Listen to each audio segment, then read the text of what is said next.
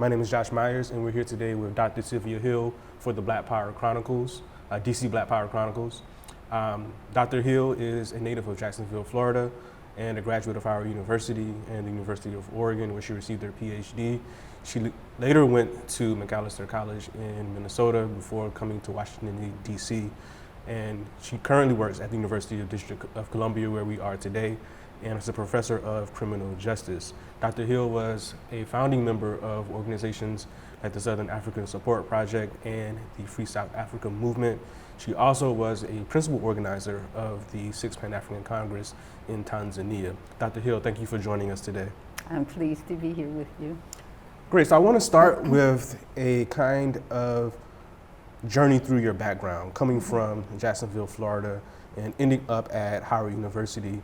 Particularly what we've been trying to kind of gather from these, the early years of our interview subjects is what was your sense of Black community, and what was your sense of, the kind of context that drive Black progress, even as young people, and what were you able to witness in your communities that would have prepared you to accept the notion of Black power later on in life?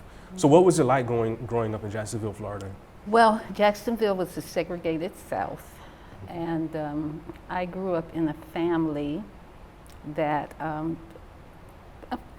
basically tried to protect me from the experiences of racism, discrimination, and the brutality. Although living in a segregated community, you did experience that sometimes. So I had those kinds of incidents of going to a store and the clerk not permitting me to try on a hat, and or my father being stopped by a policeman, and my mother, saying under her breath, "Paul, please, just calm down, calm down."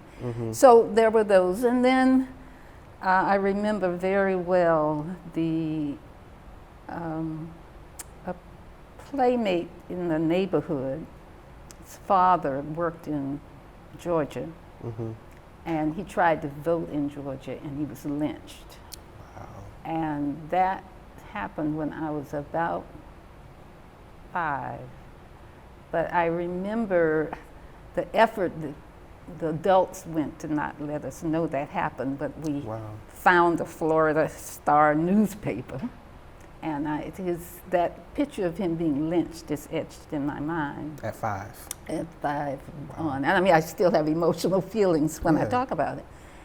But one of the things I would say is that it's so interesting to me that even with those experiences,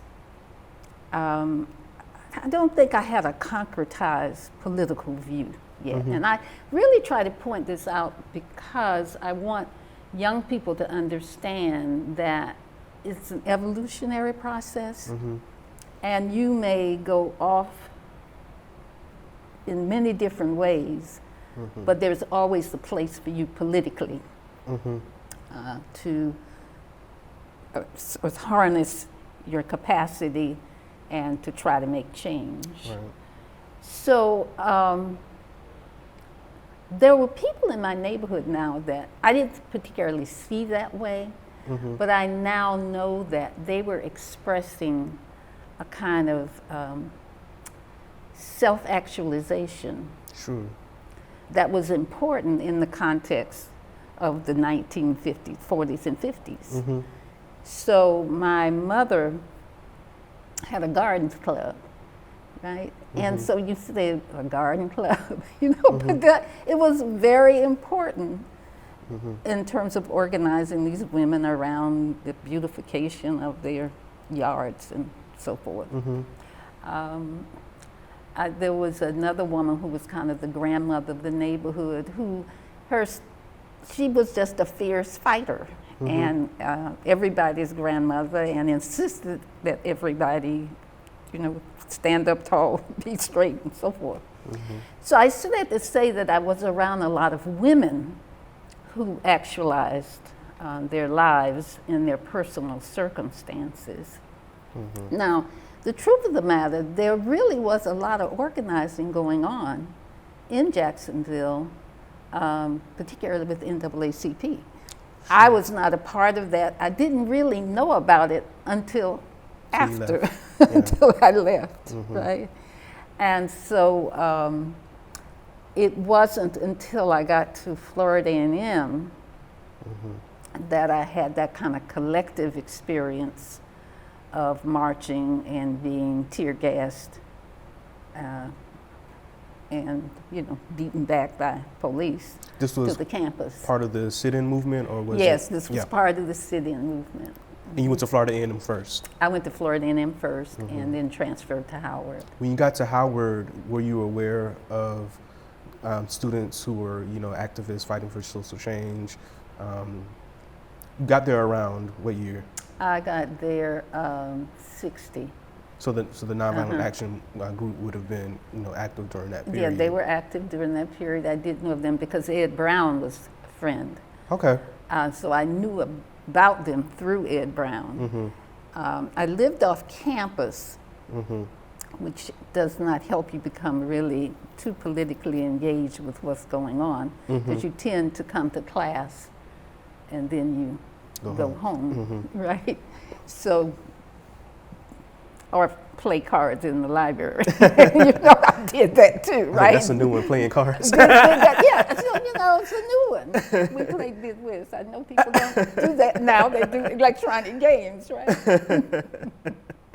But I cite those things because I do want young people who are looking at activists to know that activists have a full spectrum of life and make, Absolutely. you know, sometimes not the best decisions in the world, but that there's always an opportunity to refocus your energies.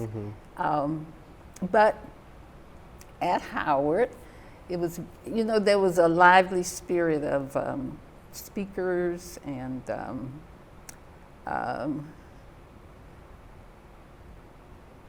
just for the first time, I saw students question professors. You know, that was the great thing about Stokely at that time.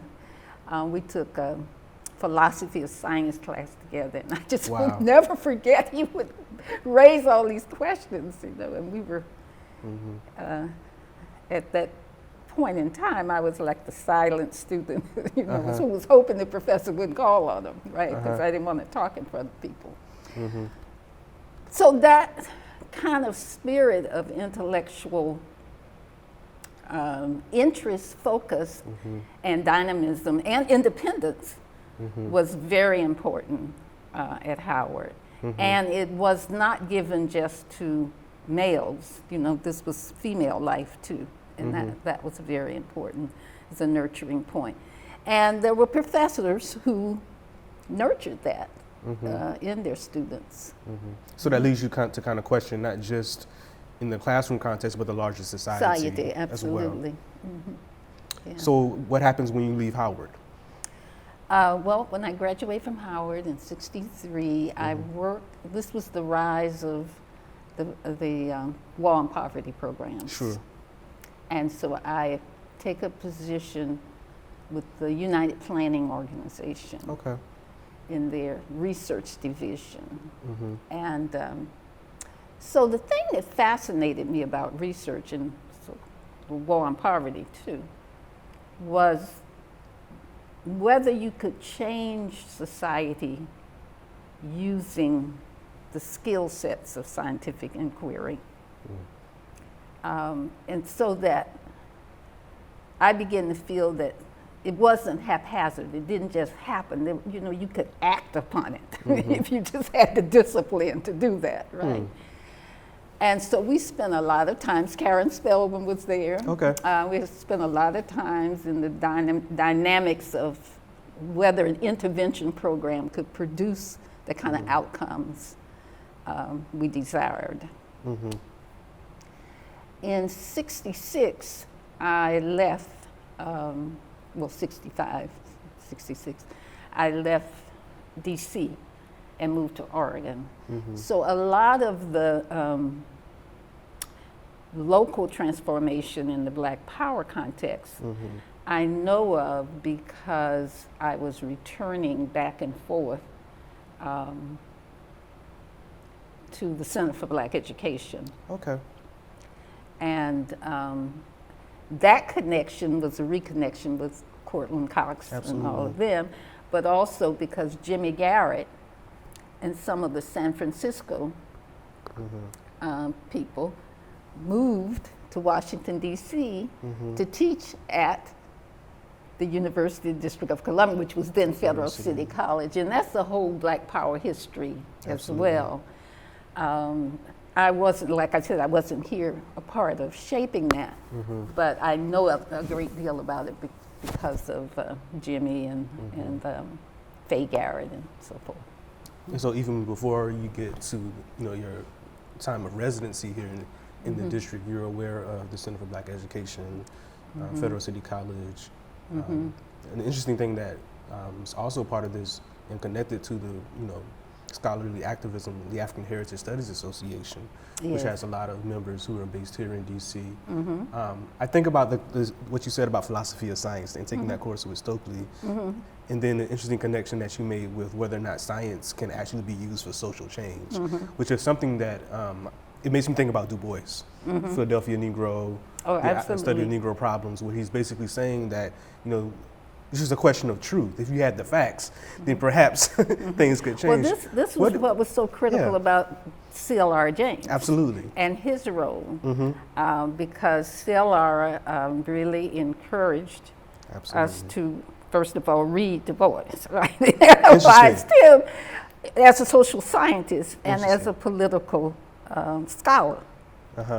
And one of the reasons why Marxism was important for my kind of analytical development is that it showed you, well, it gave a paradigm for how you could look at society. Absolutely. And kind of the cause and effects and the kind of dialectical changes that can take place, whether by you intervening and doing something or just the natural progression of historical forces. So that was key. Would you say that radical Marxist lens was present when you were an undergraduate, or was that something that you got once you encountered people like CLR James after you graduated? That was more in my graduate days. Because truthfully, in my undergraduate days, if you used the word capitalism, people thought you were communist. Right. And so there was a great deal of kind of fear of the use of radical terms like that. People called capitalism democracy during that time. Liberal democracy. Right. So during that time, but so Black Power influences the shift. Yeah, but Fanon. That reading all occurred on the West Coast for me, in this kind of serious way. And it was simultaneously happening with the Center for Black Education. It was happening with the Center for Black Education. Okay. Right. Great. So talk about Oregon, and you encountered SNCC there, right? Well, I had encountered SNCC before. Right, but Oregon. There was a SNCC chapter in Oregon as well. There might have been, because my husband was in the Friends of SNCC, was what it was called in Portland, but that kind of was before I got there. And then he had gone to Mississippi. We were not married then, did not even know each other. But later at the University of Oregon, more the guiding frameworks for that period with the Black Panthers, the Black Panther Party, and the oppositional force, to us, that was LA. And then there was a great effort among Black student unions to have an agenda of forming a Black student union, making sure that you increase Black students, making sure that you were an advocate for Black professors and Black study department, making sure that you coalesced with other groups in order to seize the student activity fees, which were dominated Yes. by fraternities, white Yes. fraternities. Uh-huh. So that, that was kind of our agenda throughout the Pacific Northwest Right. and West Coast. What do you think was unique about the Pacific Northwest relative to these black revolutions that are happening on campuses, or people talking about black revolutions on campuses? Was it generally the same in the Pacific Northwest, or were there some things that were just unique to that part of the country? Well, unique to that part of the country because we were so few. Okay. Not just few at the school, but few in the state. Right.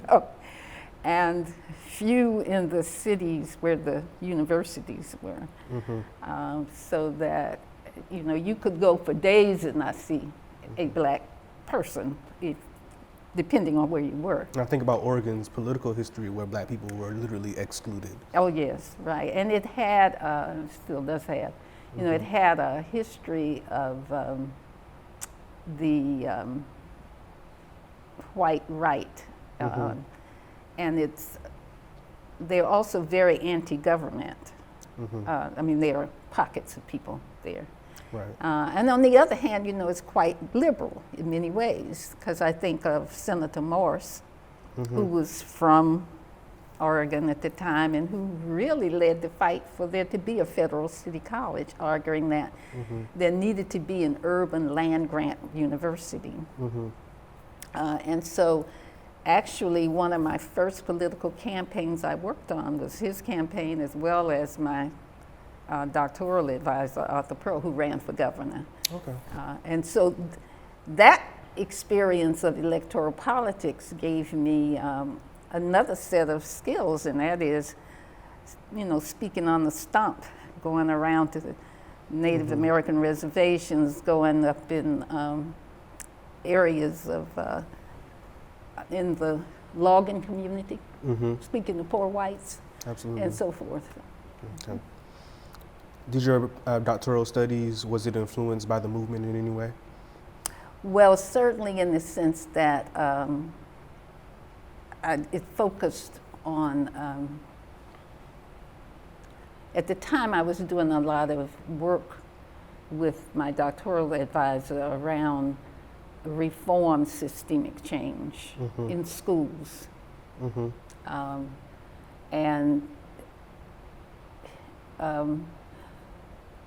I did a lot of kind of speaking to teachers about change and working with students about the kind of change that they needed to demand. And these were mostly high school students. Okay. But also working with some teachers who were elementary school teachers. So I got more into still a focus on change, but within the confines of education. Okay. And so you move on to McAllister. Talk about that Yes. transition. Okay, will do.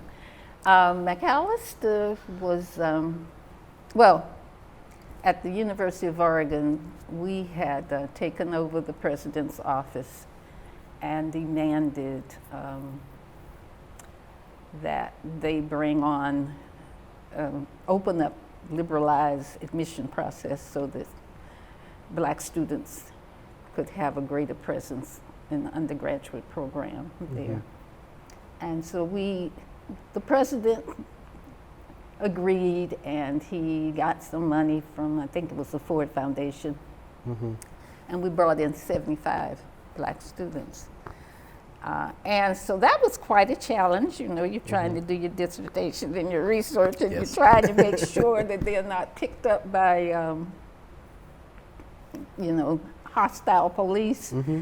And you're trying to make sure that the different groups, Latina and Native American, who were a part of our Upward Bound program, also did not have conflicts.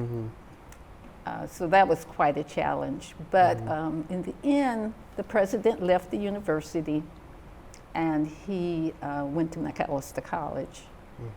And he, one of the primary people that he took was a guy named John Warfield, who was quite an activist himself, and quite a scholar.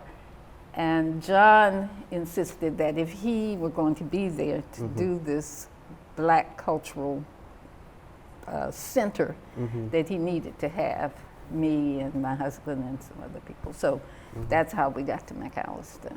And initially, I was not working at McAllister. I was trying to recover and adapt to the snow. And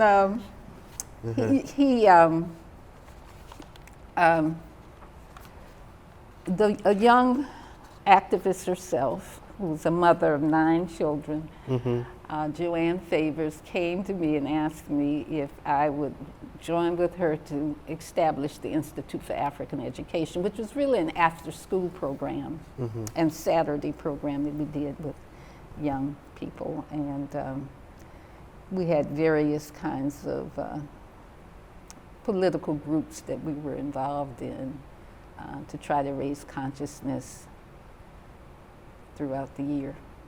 Why African education as opposed to African American or Black education?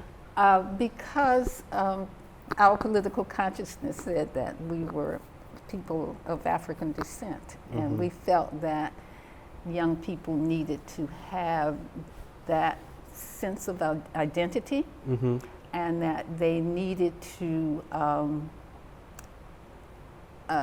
be able to learn from other cultures. And geographies where people were in struggle and where there were lessons to learn about how you could struggle in your own circumstance. And so we never saw the difference between what was happening in Africa and what was happening in the African American community as different. You know, as Cortland Cox would always say, you know, the specifics may be a little different, but the general principle is the same. Right. And that's why we focused on Institute for African Education. And it was, you know, as I said, after school and on Saturdays, and we had a curriculum program, and both African American public school teachers were part of the group, as well as Black students on campus. So we had, first of all, an infrastructure, because we had an actual space in the basement of a hotel. And it was called the Institute for African Education, and we paid rent there. Okay. And the students would come there, and so would the university students come. But it also provided like a huge space for us to have visitors who came. Guest speakers. Guest speakers. So Laura James came, the great Gola Butcher, who was a foreign policy analyst, Kalamu Salam, you know, just many different people, but part of them coming, Francis Cress Welsing, part of them coming was they gave their donations, their honorariums, they gave them as donations. So we were able to really build a kind of funding apparatus for the 6th Pan-African Congress organizing. So talk about how you go from, you know, working in McAllister, doing the Institute of African Education, and then being an organizer for the 6th Pan-African Congress, which we know has its roots going back to the Black Power Conference in Bermuda, and the planning that goes into that, and, you know, Roosevelt Brown and others, Cyril R. James, James Turner, so many different names. Names, yes, right. But your name is there, but the role that you played is not always clear. What was your role in that organizing, and how did you, from your perch in Minnesota, able to play such an effective part in it? Well, I have to say that the person who raised my name as to the kind of steering committee that existed here in DC, that consisted of Cortland Cox, Charlie Cobb, Jeree Stark-Augustu, and Ed Brown, and others. Edie Wilson was a part of that group. And so Jimmy Garrett had come out to speak and visit him. He was a good friend. Mm-hmm. So he had come out to visit. And he raised with me in 70. He'd come back from the Black Power Conference in 69 in Bermuda. And he said, you know, they were talking about how to get this done. Would I be interested in working on that? So I said yes. And so that's how I got involved, just literally from that. You know, they also needed a person who had to have the capacity to submerge their ego and their own sense of wanting to be on stage so that it made room for a lot of other different people. And one of my talents in life was to be that type of person. And, you know, I say that quite honestly because it really is true. So, I mean, a lot of people think I always take the background too much, but I've found it to be very useful for getting political goals accomplished. Absolutely. And so that's the way we kind of got started. We started meeting regularly. When CLR James... Here in D.C.? Yes, in D.C. I would come to meet.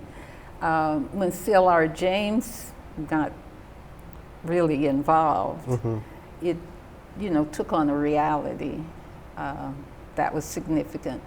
But there were many of us doing different aspects of the work in different geographies. Right. And I have to remind people always, we didn't have the internet, we didn't even have the fax machine. We were with telegrams and a phone. And sometimes the phone was a party line, not even, you know, and we didn't have cell phones. Right.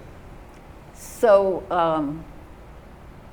I think that communication and distribution of experiences during that time were limited by the minimization of access to that kind of technology. But nevertheless, we were able to forge ahead and develop a good group of people who were willing to really work on making the six-pack happen. But we had to have it happen at the international level and the domestic level. And the domestic level had a variety of tensions. Sure. The dominant leadership at that time, which was Owusu Sadaki, I don't know why his name is escaping me, but Ed Von, Madabuti out of Chicago. Would you say Baraka? And Baraka, right, Baraka. They felt that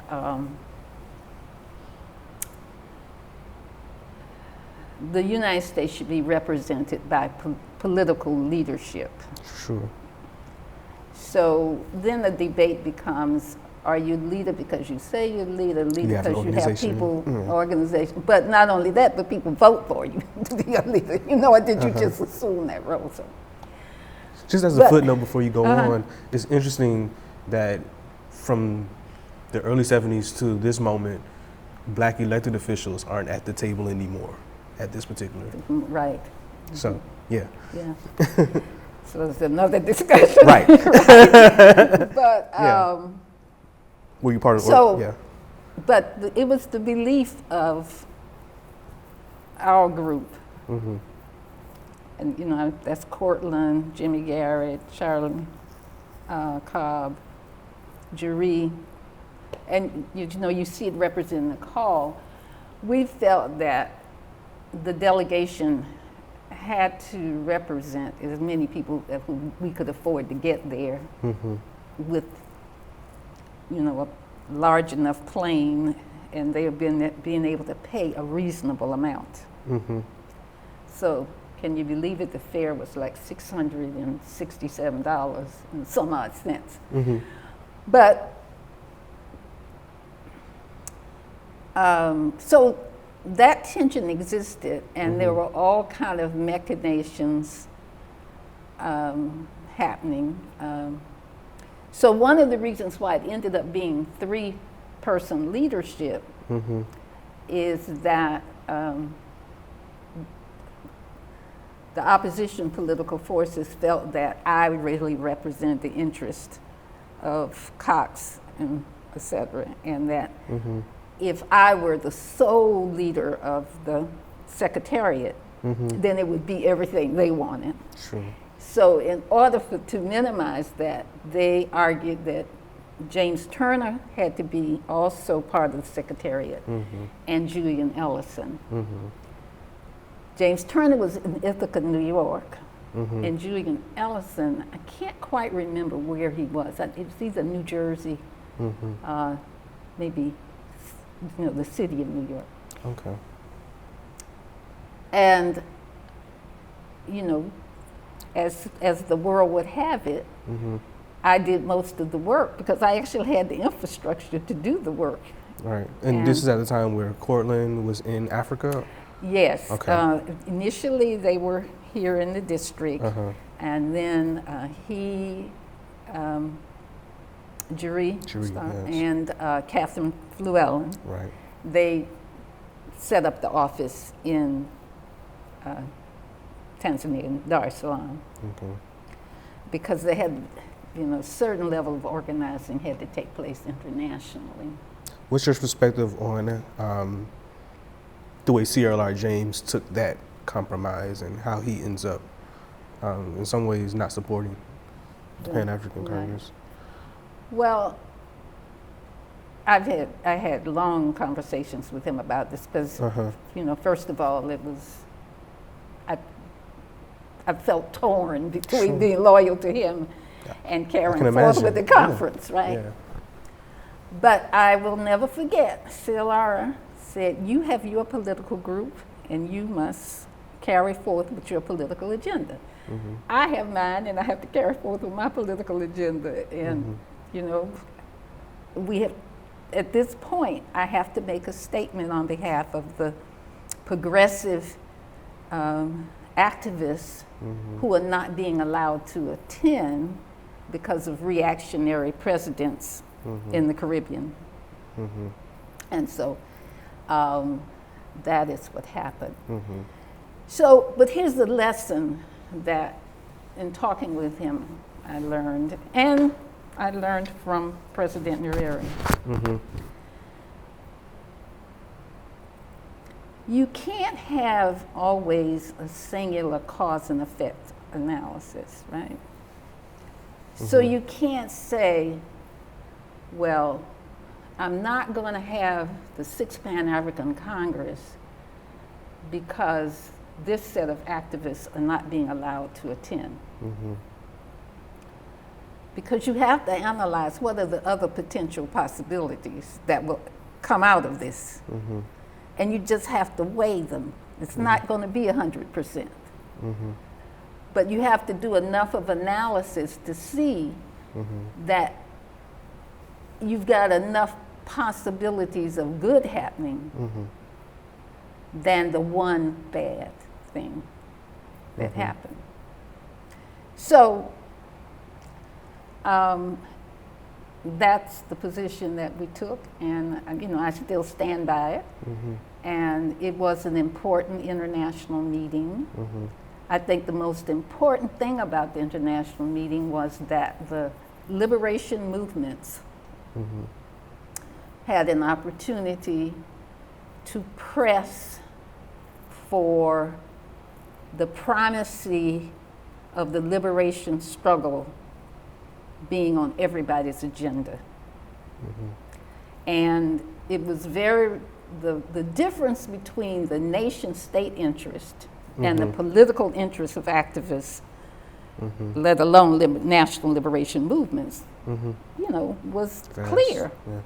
And it was important to have that surface to the consciousness of those of us who were activists, as well as the liberation movement.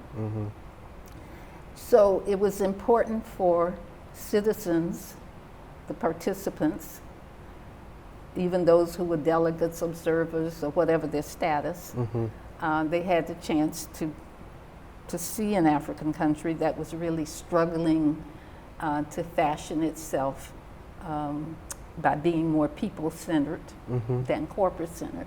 And it was important for them to see that there is something called international solidarity as an aspect of Pan-Africanism. And it means that when you return to your locale, you have to work to end your country's support of colonialism and settler apartheid and so forth.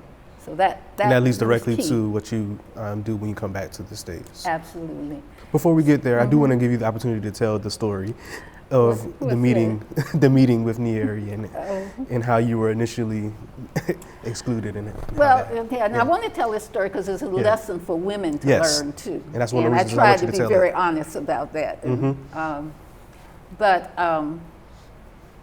So while we're at the conference, the president asked to meet with the primary organizers of the conference, a delegation, and the ambassador said that they only wanted 5 people. Right. This is what was told to us by James Turner at a meeting, public meeting of our delegation, which had about 199 to 200 people. Actually, 199 on the plane, and then some other people got there themselves, so it's a little bit more.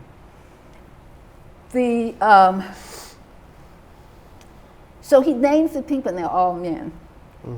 And I'm sitting there, and I say this because I want young women to know that you really have to speak up for self. And of course I came through an era when I learned that over time, because we were really taught to be silent and nice, and good will come to you eventually somewhere down the road, right? Right. So there's a feature of at least that part of my personality. So I'm sitting there, but I will always, respect and admire Mary Jane Patterson, who was an older woman who had worked internationally. She worked in the administrative structure of the Presbyterian Church and had quite a leading role. And so she raised it. She said, well, how can you have a delegation and Sylvia's not included after all the work she has done to even get us here? And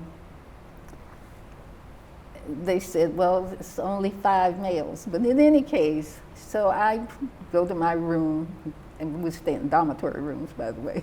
And so the ambassador comes, and so the ambassador says, well, we hear that the men are excluding you, and the president would like to meet with you first, so that when the men get there, you will already be there. And so that was kind of the tale of that. But a subtext to that was the opportunity to talk with President Nyeri. Sure. And particularly about this issue of race and class. It had been framed as an either-or issue in the kind of activist debate. And which was pretty dogmatic during the 70s. oh, very dogmatic, very dogmatic. I mean, and it was impossible to really have a discussion about it, because when you think about it, it makes no sense in some sense. I mean, of course, race and class exist, as a problem, right? Yeah. But they wanted the six-pack to take the position that race was the primary contradiction that we had to deal with, and that we didn't have to deal with class. Well, if you take that position, then you're not dealing with the economic order. Right. And of course, the economic order has a lot to do with manifestations of various forms of racism. Right. So it was a very good discussion with President Nyerere on that. And and particularly the national liberation movements were also very concerned about this use of the primacy of race, because they saw it as buying into kind of a cultural nationalism and not really paying attention to the economic forces. Which gave rise to neocolonialism and all kinds of... Right. And so... We'll get to Angola later, right? Which is like a major side of this contestation. Yes, no, absolutely it was. So that was, the debate. And it was very important that we had that debate in an international arena. I think that the liberation movements used the opportunity to meet with different delegations of participants and to explain their agenda. And the important point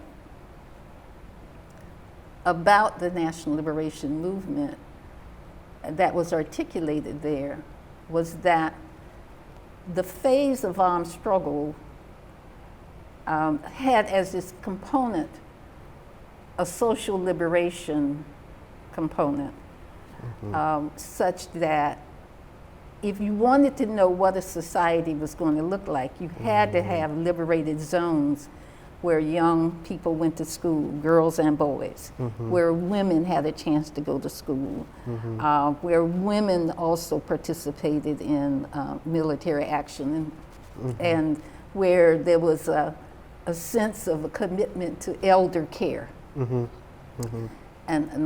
where there was a minimization of this kind of glorification of worshiping individuals. Absolutely. As opposed to working for the collective good. So Frelimo of Mozambique was very important in characterizing that, and so did MPLA, as well as the African National Congress, which actually had a camp there that people met with some of the young people in that camp. How influential was Cabral in this conversation or in the movement? Cabral, had just been assassinated. So he was very influential, and his theoretical framework that the national liberation struggle was an opportunity to reclaim your history and your historical forces in order to go forward was very inspirational. And we had very good concrete examples as well. But because he'd been assassinated, in many ways, the primacy of his of the PAIGC was not as great as Frelimo and MPLA, although they spoke for all of them actually. So you build connections in Tanzania, and you bring those connections back to the States. What led you to move to DC around the time you began to come back? Because we felt that in order to influence policy, you needed to be in the belly of the beast of where policy is being made. It's interesting. One of the reasons I asked that about Cabral, and it's also connected to Frelimo, is this is one of the things when he came to the States and people asked, well, what can we do? Yes, that was his answer. You don't need to come to Africa and fight with us. Right. Fight here. Right, fight here. No, he had. And that actually, that had taken place in New York. Right. But a few number of people, again, just a few people were there and got an opportunity to meet with him. But fortunately, it was documented in the book, Grounding with My Brothers. And it was significant. And, the movement was very split on that because he made a very important point, and that was that whenever you become involved in activism, you have to ferret out for yourself, why are you in it? Is it for your glorification? Is it for you to be on stage? Is it for you to wrap yourself in garb and look beautiful, whatever? You know, you have to kind of sort out what is going on here and why you're there. And so you search for how you can be in solidarity with the struggle. And, you know, particularly S'more Michelle really emphasized that you're not doing charity work for us. Exactly. You know, this is about your liberation too. Exactly. Which I think is a point that we should begin to raise much more now. Yes. Particularly how, you know, a lot of African Americans tend to view African activism.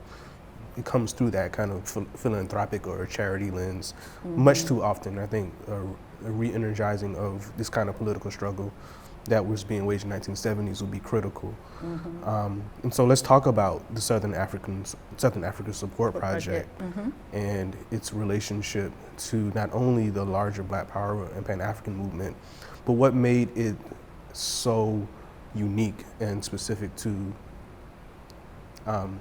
activities that were not happening at the time, particularly here in DC. Well, let me just say that we had trial and error before we got the Southern Africa Support Project. But I think one of the strengths of the Southern Africa Support Project is that it had a group of people, women initially,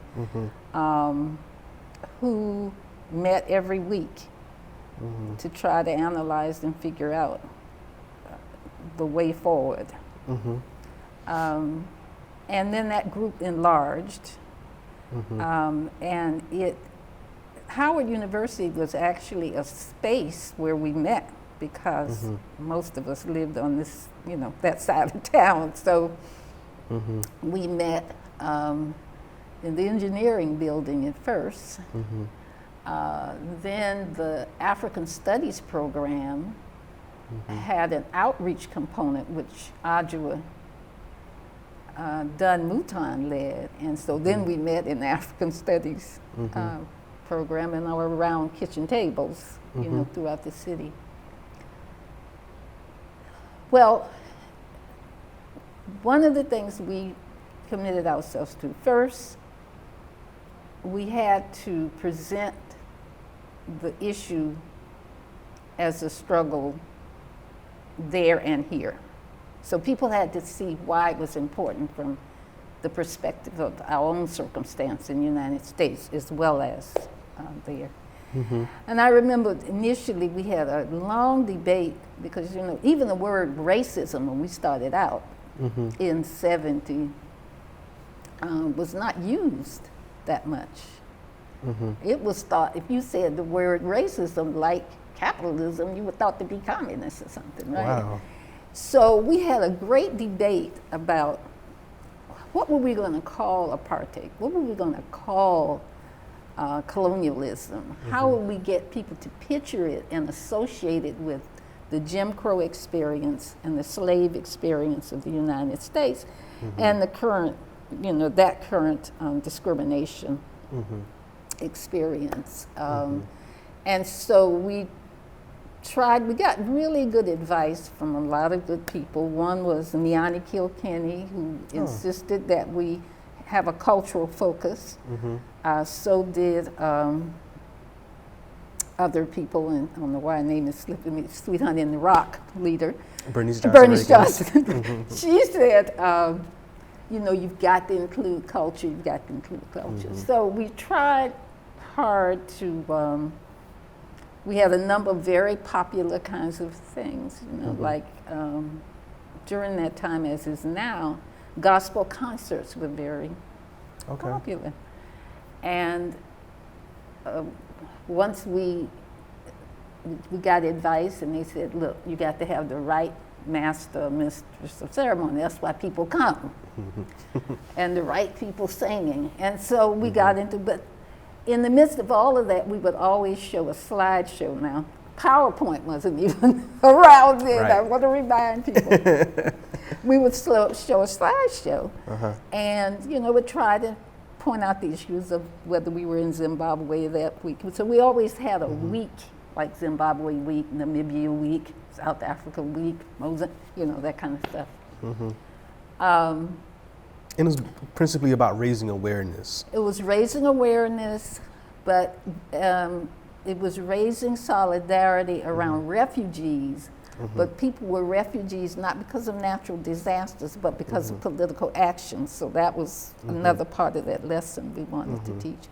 And also that the liberation movements were trying to struggle from themselves, and they were struggling against corporations and the U.S. government, and they needed allies. So, that was another part. So it was also about resources. People-to-people ties. Yes.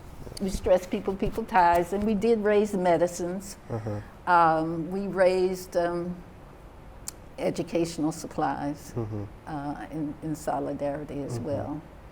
And so Howard University's radio station was very important for that as well, because we had what was called the radiothon. And we would have speakers during the program, and Melvin Lindsay and Robin would allow us to come on. They had very popular radio shows. And it was Kathy Fluellen that worked at She worked there radio too. station. She worked there as well at one time. And the format was to have speakers briefly talk about the issue at hand. And Sandra Radley would create these wonderful commercial spots that featured a progressive singer, but that had a political theme. And so we did that, basically for 10 years. And you brought some pretty major speakers to DC. Yes. Can you talk about some of those? We did. Yes. I'm trying to think of one right off, but yeah. Oliver Tambo. Oliver Tambo, yeah, right. How could I forget him? We met at the Howard University Hotel, the Harambe House, yeah, right. So initially, the African National Congress perspective was very Eurocentric, because they kind of felt that there wasn't much that could be done in the United States. Johnny McAteeney, late Johnny McAteeney, who was at the UN, representative for ANC, spent a lot of time going around speaking and trying to cultivate collaborations at universities and churches and so forth. And so that was an important part of their strategy as well as ours. And once again, liberations occur because you create spaces, and universities and churches, as well as whatever community organizations that we create, are important spaces to nurture consciousness and support activism, plan and support it and carry it out. And so there was a flourishing of that kind of activity in the city. And so any number of people from various liberation movements came through as speakers. Did you all take sides in terms of when there were examples of competing liberation movements? And if you did, what was the deciding factor on which sides you took? Well, I think that the biggest, best example was the difference between the MPLA and UNITA. And UNITA, that was led by Savimbi, who really, their organization kind of penetrated the black community at one point. because people didn't quite know about them. Mm-hmm. And they particularly attached themselves to people during the Sixth Pan-African Congress. Okay. Now, the difference between the MPLA and UNITA had a great deal to do with this issue of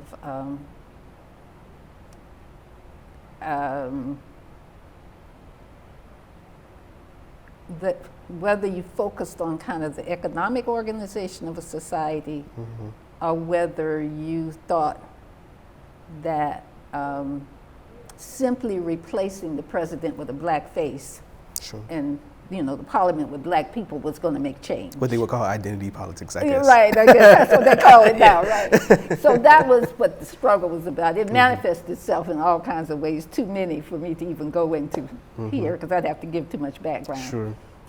But, so we took a position, and we wrote a paper analyzing why we supported MPLA versus UNITA, and tried to show some of the damages we thought would come out of that.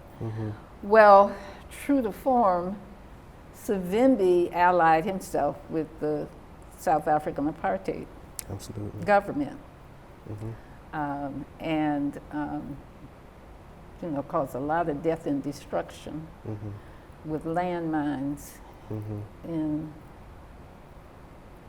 fields where people are planting and so forth. So you intend to kill people, not military people, right? Right. When you put landmines. What about South in Africa? gardens.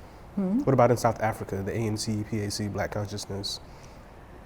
Well, we didn't really get in that battle. Okay. At least my group didn't, anyway, our group.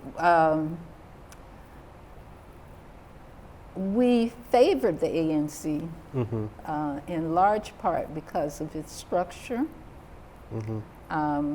its historical commitment to certain kinds of ideals of democracy, and its recognition that it was going to have to not declare themselves all black in a situation which clearly was not that. It was not going to be that.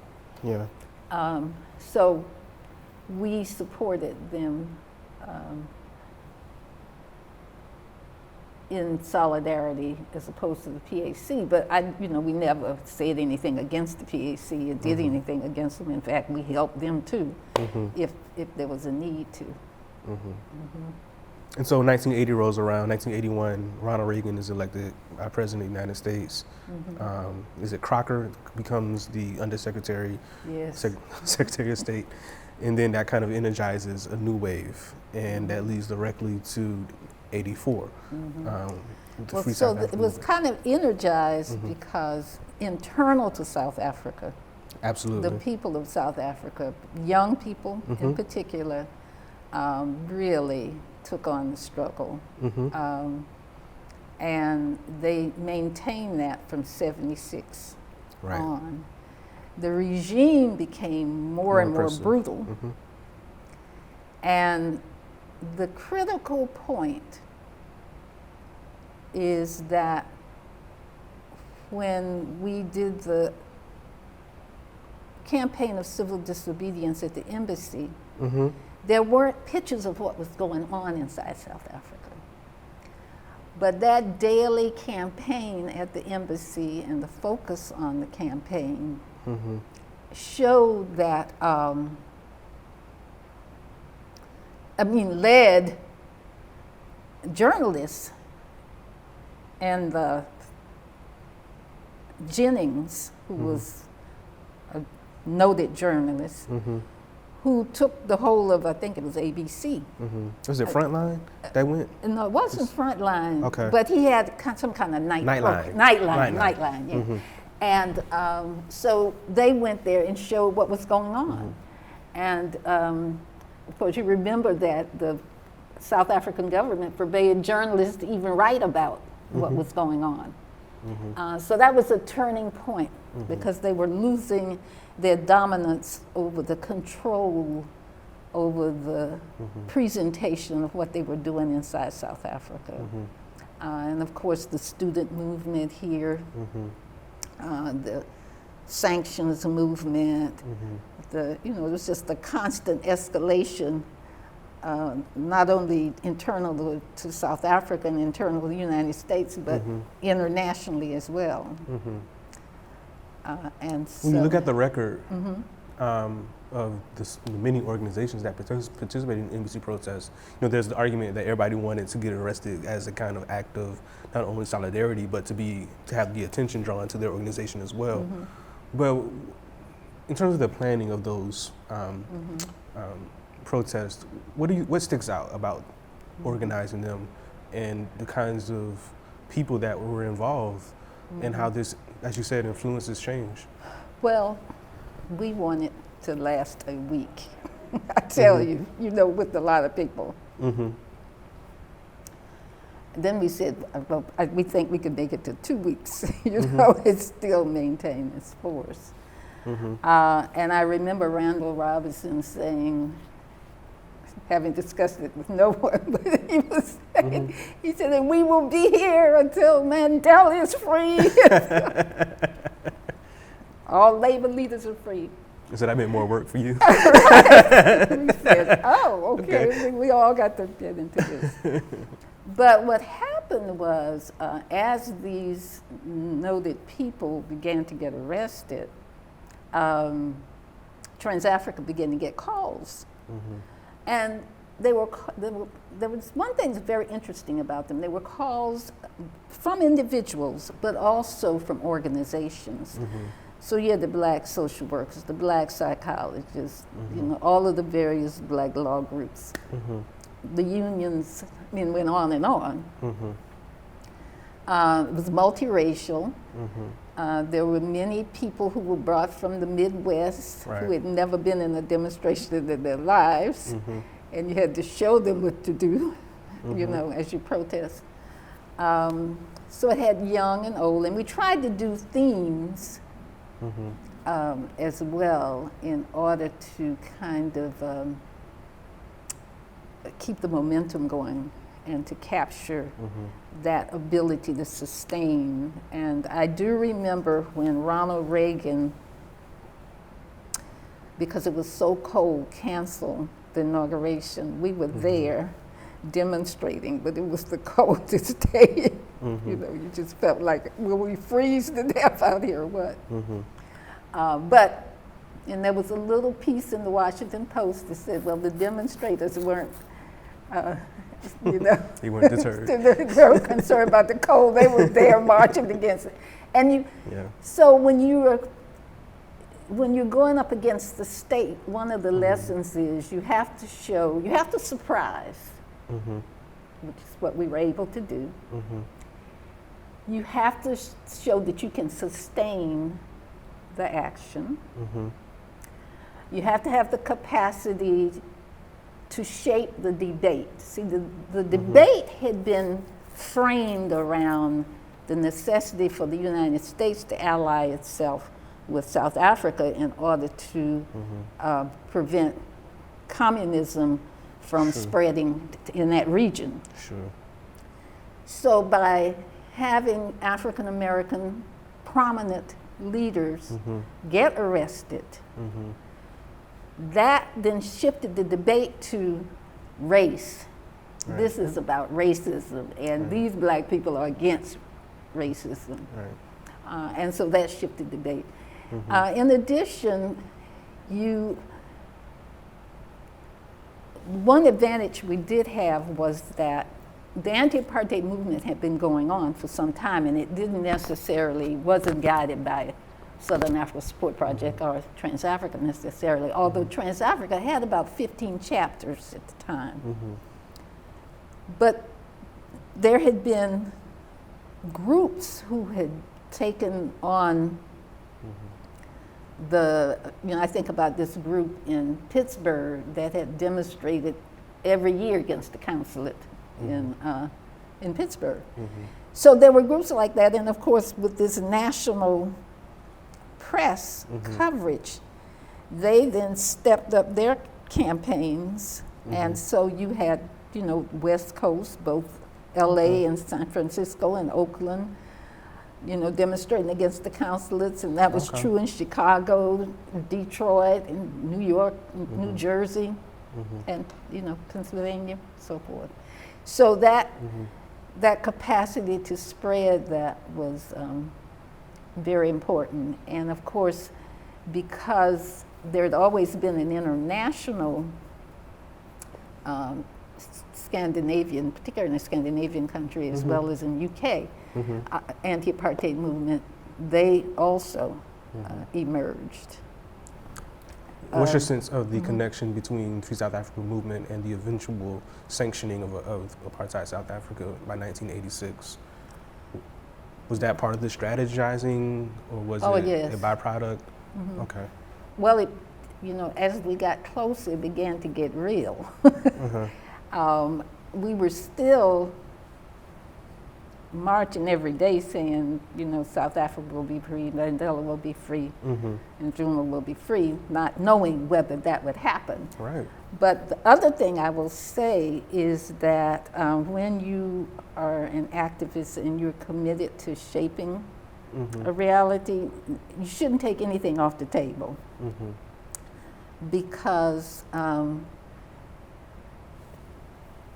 2 or 3 change efforts can have the capacity to have a snowball effect.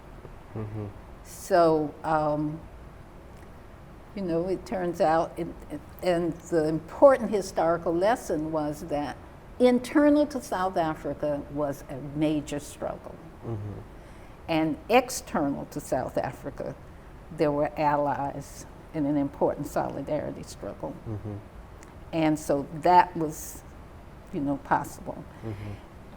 So yes, you know, and people say to me, well, you didn't get everything you wanted, you know, they didn't get everything they wanted. I said, no, because that's not the way It works. social change takes place, you know. You don't,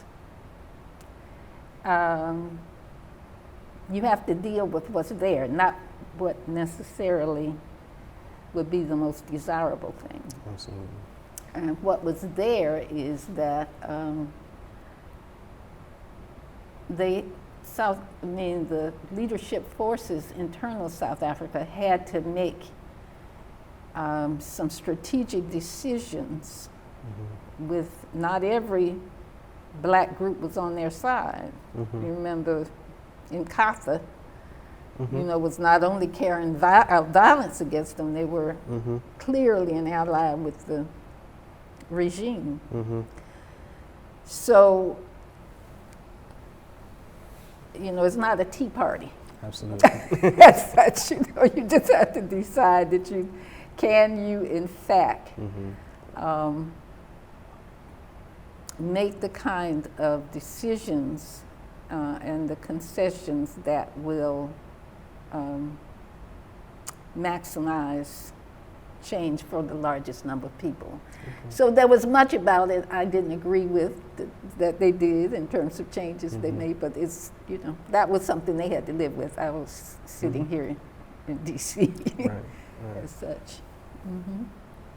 So for the final question, I want you to give some advice to activists today. And I want to frame this by thinking about the movement for Black Lives and its connection with international solidarity with things that are happening not only around Southern Africa, thinking about the decolonization movement that's occurring among young students right now in Southern Africa, the fight around nationalism and immigration in Southern Africa, the working class struggles. I'm thinking about the Americana massacre a few years ago, but also the movement for Black Lives has been connected to what's happening in Palestine, Israel, and so you've done a great job talking about the why you need international solidarity, but now I think the question, particularly for young activists in the movement for Black Lives, is how do you continue to forge it, and how do you go about making those connections so that people can understand that Black Lives Matter has much to do with what's happening in the decolonization movement. It's not just a a kind of, as you talked about with Cortland Cox earlier, it's not just a connection that's made because we are interested. It's connection that's made because it actually affects us too. Mm-hmm. Well, I think the first advice I have is to not get yourself locked into either or thinking. Mm-hmm.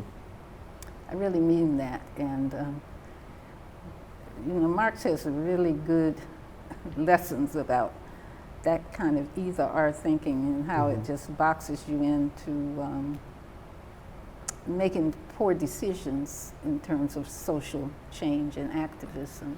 Mm-hmm. So that's one thing. The second thing, I think, is that electoral politics is important. Mm-hmm. And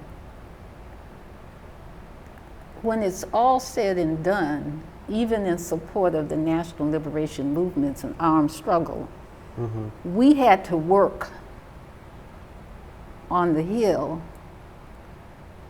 both in the House and the Senate. And it was the strength of having young black people and progressive white people who worked on staff committees and worked in the Black Caucus, but some of them worked for non-blacks as well. Right. That was very important information for us in terms of developing a strategy to influence sanctions, the possibility of sanctions happening. So I know people get disenchanted with electoral politics, and their disenchantment should not allow them to drift into thinking that it's not going to work, because the people who are in opposition, they want you to be disenchanted. Right. They want you to feel like a vote doesn't matter. They want you to feel like that, right? So I would say don't fall into that trick bag. The other part of that is that we have had elected officials who failed our dreams and hopes for what they were going to do. Yeah. So we accept that too. Here and on the continent. Yeah, right, here and on the continent, thank you, both places, right. But you can't give up. What you have to do is figure out, how am I going to hold them accountable? And we say that, but being organized enough to hold people to be accountable is the important phase of our struggle right now. Yes. It really is too. I mean, aside from mobilizing young people to be engaged in political process and helping them to not get discouraged, to have that sense that no matter how bleak this might be, our people have seen bleak and experienced it. Yes. And we've come this far, we can go that extra length. And these young people, I think, have the capacity to take us there. And of course, professors like yourself are very important, and the kind of climate we create on our university campuses. Absolutely. Those are very important for nurturing that. And also, I will just say too, that when we were organizing during our community organizing work, we went to Lorton Prison every month. Wow. To include inmates in conscious raising activities about what was happening both here and abroad. And we, worked with high school students and went to Sunday schools. So I always tell people, if you don't want to organize one group of people, trust me, there's several others that you can. You can always find somewhere Start with your family. To make a contribution. Right, start with your family to make a contribution. Absolutely. You're right, absolutely. Absolutely. Dr. Hill, thank you for joining us today. This was most enlightening. Thank you. I enjoyed talking to you too. All right. Drudge up a lot of old memories.